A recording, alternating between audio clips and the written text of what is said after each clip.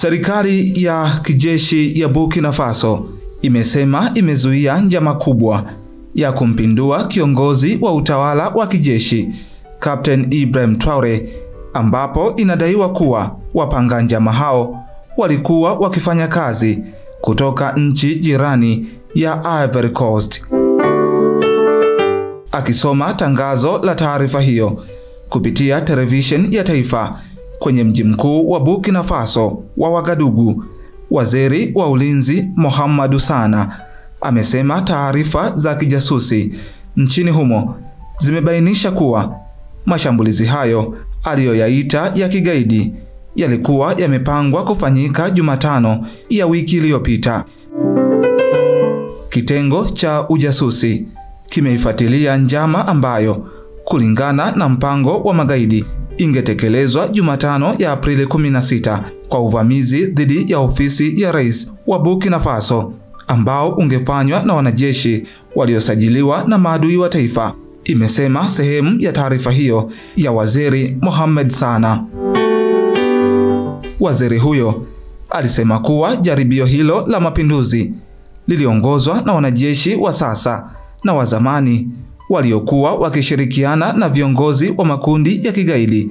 Alisema kuwa mpango wao ulikuwa kuishambulia ikulu ya rais wiki iliyopita ili kutimiza lengo lao la kusababisha vurugu kubwa na kuiweka nchi hiyo chini ya usimamizi wa shirika la kimataifa.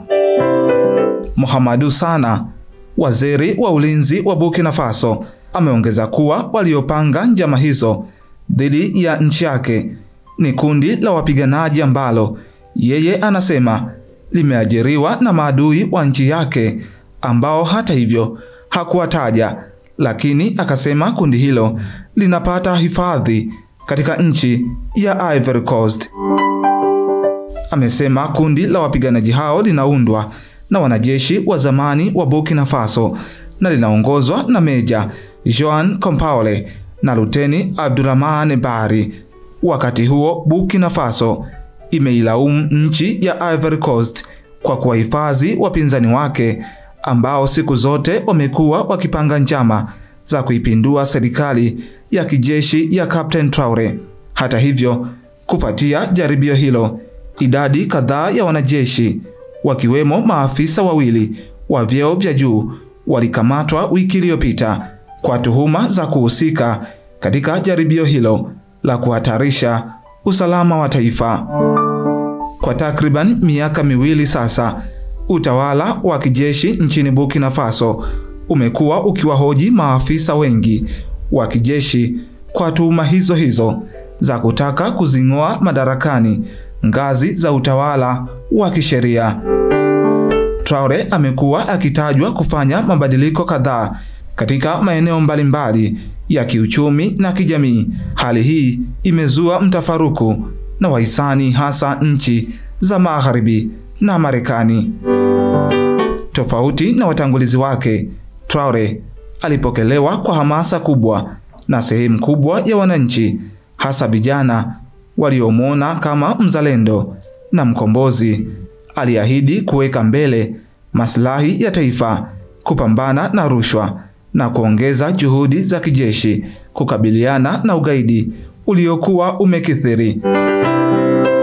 Tangu alipochukua madaraka, amejitahidi kuimarisha jeshi, kubadilisha mikakati ya kiusalama na kuanzisha ushirikiano mpya wa kijeshi na Urusi, huku akikata uhusiano wa karibu na Ufaransa, hatua ambayo imepokelewa kwa hisia mseto nje ya Burkina Faso, lakini kwa kuungwa mkono na sehemu kubwa ya wananchi wa Burkina Faso, lakini pia katika maendeleo ya kawaida ndani ya nchi, kuanzia miundombinu mpaka huduma mbalimbali. Kwa miaka miwili kuna tofauti kubwa. Amejitahidi kuinua sekta za kiuchumi ikiwemo kilimo iliyokuwa imedorola kwa miaka kadhaa.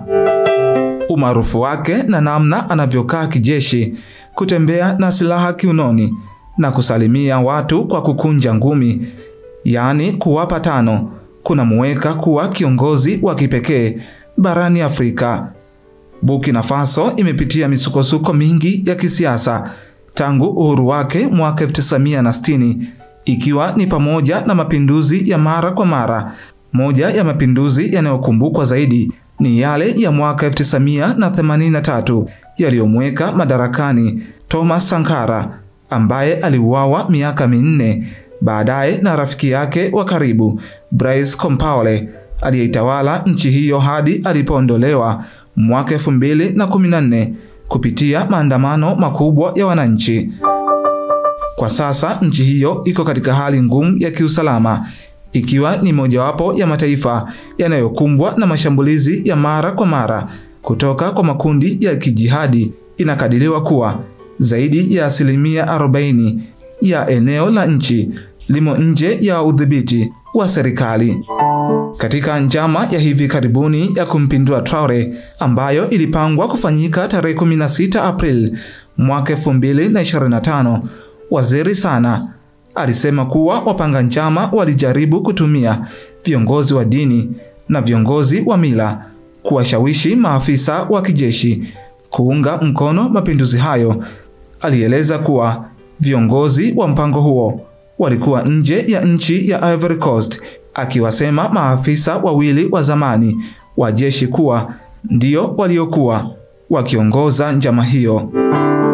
Waziri huyo pia alidai kuwa taarifa nyeti zilifichuliwa kwa magaidi ili kusaidia mashambulizi dhidi ya raia na wanajeshi, na hivyo kuchochea ghasia dhidi ya serikali ya kijeshi.